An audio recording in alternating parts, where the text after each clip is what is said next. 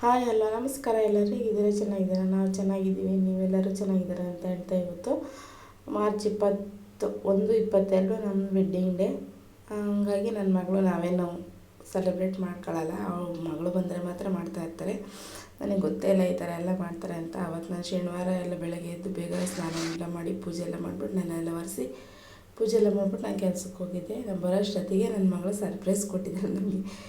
ಅವರು ಹೋಗಿ ಕೇಕ್ ತಗೊಂಬಂದ್ಬಿಟ್ಟು ಎಲ್ಲ ಕೇಕೆಲ್ಲ ರೆಡಿ ಮಾಡ್ತಾಯಿದ್ರು. ನನಗೆ ರೂಮಿಗೆ ಬರಬೇಡ ಅಂತಿದ್ರು. ನನಗೆ ಗೊತ್ತಾಯಿತು, ಹೋಗ್ಲಿ ಬಿಡು ಮಕ್ಕಳಾಸೆ ಯಾಕೆ ಅಂತ ಅಂದ್ಬಿಟ್ಟು ನಾನು ಸುಮ್ಮನೆ ಅದೇ. ಆಮೇಲೆ ನಮ್ಮ ಮನೆ ಚಿಕನ್ ತಗೊಂಬಂದರು. ಅಂದರೆ ಚಿಕನ್ ಅಂದರೆ ನಾನು ಶನಿವಾರ ತಿನ್ನಲ್ಲ. ಶನಿವಾರ ದಿನ ಮಾಡಲಿಲ್ಲ ನಾವು ಅವತ್ತು. ನನ್ನ ಮಗಳೇ ಪಾಯಸ ಮಾಡಿದ್ವಿ. ಇದು ಶಾವಿಗೆ ಪಾಯಸ ಮಾಡಿದರು. ಶಾವಿಗೆ ಪಾಯಸ ಮತ್ತು ಸ್ವಲ್ಪ ಚಿತ್ರಾನ್ನ ಏನೋ ಮಾಡಿದರು. ಚಿತ್ರಾನ್ನ ಅಲ್ಲ, ಪುಳಿಯೋಗರೆ ಇತ್ತು ಸ್ವಲ್ಪ ಬೆಳಗ್ಗೆದು. ಅದೇ ಗೊಜ್ಜಿಗೆ ಅನ್ನ ಮಾಡಿ ಶಾವಿಗೆ ಪಾಯಸ ಮಾಡಿ ಸ್ವೀಟ್ ತಿನ್ನಿಸಿದ್ರು. ತಿರುಗಿ ಬೆಳಗ್ಗೆ ಅದು ಚಿಕನ್ ಬಂದಿದ್ರಲ್ಲ, ಚಿಕನ್ ಎಲ್ಲ ಮಾಡಿಬಿಟ್ಟು ರೆಡಿಯಾಗಿ ನಾನು ಒಂದು ಸರಿ ಮುದ್ದೆ ಮಾಡಿಬಿಟ್ಟು ಊಟ ಮಾಡಿ ಹೋಗೋಣ ಕೆಲಸಕ್ಕೆ ಅಂತ ಅಂದ್ಬಿಟ್ಟು ಮುದ್ದೆ ತೊಳಸ್ತಾಯಿದ್ದೆ. ಮುದ್ದೆ ಎರಡು ಮುದ್ದೆ 3 ಮುದ್ದೆ ತೊಳಸ್ಕೊಂಡ್ರೆ ಸಾಕು ನನಗೂ, ನಮ್ಮ ಮನೆಯವ್ರಿಗೂ, ನಮ್ಮ ಮಗಳಿಗೊಂದು. ಅದು ಕಾಲು ಎಷ್ಟು ಹಿಡ್ಕೊಂಡ್ರೆ ಸುಡ್ತಾನೇ ಇತ್ತು. ಅದು ಸಣ್ಣ ಬಟ್ಟೆ ಆಗಿತ್ತು, ಅದಕ್ಕೆ ಕಾಲು ಸುಡೋದು ಬಟ್ಟೆ ಹಂಗೆ ಇಟ್ಕೊತಾಯಿದ್ದೆ. ಕೈ ಮುಟ್ಕೊಂಡಿದ್ದೀನಿ ಹೇಳ್ರಿ. ಕಾಲಾಗಿ ಉದ್ಕೋಬಾರ್ದು ಮುದ್ದೆ ಪಾತ್ರೆ ಅಂತ ಹೇಳ್ತಾರೆ.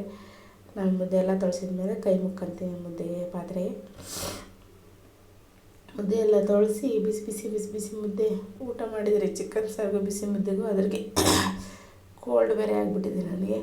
ಹೆಂಗೋ ಸದ್ಯಕ್ಕೆ ಒಳ್ಳೆ ಟೈಮ್ಗೆ ತಗೊಂಬಂದ್ಬಿಟ್ರು ಅಂದ್ಬಿಟ್ಟು ನಾನು ತಿಂದು. ಏನಾಗುತ್ತೆ, ಸೌತೆಕಾಯಿ ತಿಂದರೆ ಆಗೋಲ್ಲ. ಸೌತೆಕಾಯಿ ತಿಂದಿದ್ದೀನಿ ಅಂದರೆ ಹಿಂದೆ ತಕ್ಷಣ ನೆಗಡಿ ಆಗುತ್ತೆ.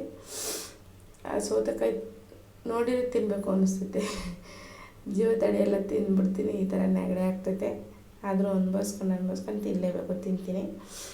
ಮುದ್ದೆ ಎಲ್ಲ ಈಗ ನೋಡಿ ಈ ಥರ ಎಲ್ಲ ಕಟ್ಟಿ ನನ್ನ ಮಗಳಿಗೆ ಒಂದು ಮುದ್ದೆ ಆಲ್ರೆಡಿ ಕಟ್ಟಿಕೊಟ್ಟಿದ್ದೆ. ಕೂತ್ಕೊಂಡಿದ್ರು ಅವರು. ಅವಾಗೆಲ್ಲ ಕೆಲಸ ಮಾಡಿ ಮುಗಿಸ್ಕೊಂಬಿಟ್ರೆ ಅಲ್ಲೇನು ಗಲೀಜಾಗೋದಿಲ್ಲ, ಒಣಗೋದು ಇಲ್ಲ. ಅಲ್ಲಿ ಚೆನ್ನಾಗಿರುತ್ತೆ ಅಡುಗೆ ಮನೆಯಲ್ಲ. ನನಗೆ ಮುದ್ದೆ ಎಲ್ಲ ತೊಳೆಸ್ಬಿಟ್ಟು ಆ ಥರ ಎಲ್ಲ ಬಟ್ಟೆಗೆಲ್ಲ ಒರೆಸ್ಬಿಟ್ಟು ತ್ಯಾವೆ ಎಲ್ಲ ಒರೆಸಿದ್ರೆ ಅಲ್ಲಿರೋ ಬರೋ ಎಲ್ಲ ಕಸ ಹಿಂಗೆ ಹಿಂದೆ ತಗೊಂಡು ಗುಡಿಸ್ಬಿಟ್ರೆ ಏನಾಗಲ್ಲ. ನಮ್ಮ ಮನೇಲಿ ಏನೋ ವಾದ ಮಾಡ್ತಾಯಿದ್ದೆ ನಂತೆಗೆ. ಹಾಗಾಗಿ ಸುಮ್ಮನೆ ಇದ್ದೆ. ಚಿಕನ್ ಫಾರಂ ಕೋಳಿ ಸಾಂಬಾರು ಚಿಕನ್ ಎಷ್ಟು ಚೆನ್ನಾಗಿತ್ತಂದರೆ ಮಟನ್ ಇದ್ದಂಗೆ ಇತ್ತು. ಕುರಿ ಮಟನ್ ಇದ್ದಂಗೆ ಸಖತ್ತು ನೆಣ ಎಲ್ಲ ಇತ್ತು. ನಾನು ಸ್ವಲ್ಪನೂ ಎಣ್ಣೆ ಕೂಡ ಹಾಕಲಿಲ್ಲ.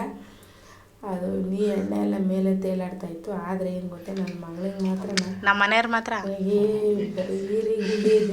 ನೋಡಿ ಹುಡುಕಿನೇ ಸಾಕಾಗ್ತದೆ. ನಮ್ಮ ಮುದ್ದೆನೇ ತಣ್ಣಗಾಗೋಗ್ತದೆ ಉಕ್ಕೋ ಅಷ್ಟೊತ್ತಿಗೆ. ಆದರೂ ಮಕ್ಕಳು ತಿನ್ನಬೇಕು ಅನ್ನೋದು ಏನಾದ್ರು ಒಂದು ಪೀಸ್ ಆದರೂ ತಿನ್ನಲಿ ಅನ್ನೋದೊಂದು ಸ್ವಲ್ಪ ಆಸೆ ಇರ್ತೈತಲ್ವ. ಎಂಥವೋ ತಿನ್ನಲಿ, ಒಂದಾದರೂ ತಿನ್ನಲಿ ಅಂತ. ಅದಕ್ಕೆ ಹುಡುಕಿ ಹಾಕ್ತಾಯಿದ್ದೀನಿ. ನನ್ನ ಮಗಳು ಬರೀ ಗುಂಡಿಗೆ ಕಾಯಿ ಈರಿ ಎಂಥವೇ ತಿನ್ನಲಿ, ನಾವು ತಿನ್ಬೇಕಾದ್ರೆ ಅವು ಕುತ್ಕೊಂಡು ನಮ್ಮ ಜೊತೆಗೆ ತಿಂದರೆ ಒಂಥರ ಸಮಾಧಾನ. ಆಮೇಲೆ ಸೊಸೈಟಿ ಅಕ್ಕಿ ಎಲ್ಲ ಖಾಲಿ ಆಗಿದ್ದು. ಅಕ್ಕಿ ಫುಲ್ಲು ನಾವೇನು ಅಂಗಡಿ ಅಕ್ಕಿ ಅಂತೀನಲ್ಲ, ಇಲ್ದವೆಲ್ಲ ಜಂಬ ಎಲ್ಲ ಕೊಚ್ಕೊಳಕ್ಕೆ ಹೋಗಲ್ಲ.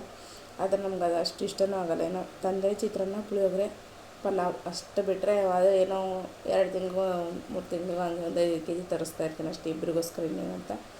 ಮಿಕ್ಕಿದ್ರೆ ಸೊಸೈಟಿ ಅಕ್ಕಿನೇ. ಗೌರ್ಮೆಂಟ್ ಕೊಡಬೇಕಾದ್ರೆ ನಾವೇ ಹಾಕಿ ದುಡ್ಡಿಗೆ ತಂದು ತಿನ್ನಬೇಕು ಅಲ್ವಾ. ಇರೋದ್ರಾಗೇ ಸಂಸಾರ ನಡೆಸ್ಕೊಂಡು ಹೋಗ್ಬೇಕು. ಇಲ್ಲವೆಲ್ಲ ಇದನ್ನು ಮಾಡೋಕ್ಕೆ ಹೋಗ್ಬಾರ್ದು. ಆದರೆ ನಮಗೇನು ಅಷ್ಟೇ ಇಷ್ಟನೂ ಆಗೋದಿಲ್ಲ ಅನ್ನ ಸಾಂಬಾರಿಗೆ. ಇದಾಗೈತೆ ಫ್ರೆಂಡ್ಸ್. ಈಗ ನಾನು ನಾಳೆ ಒಂದು ಹೊಸ ವಿಡಿಯೋ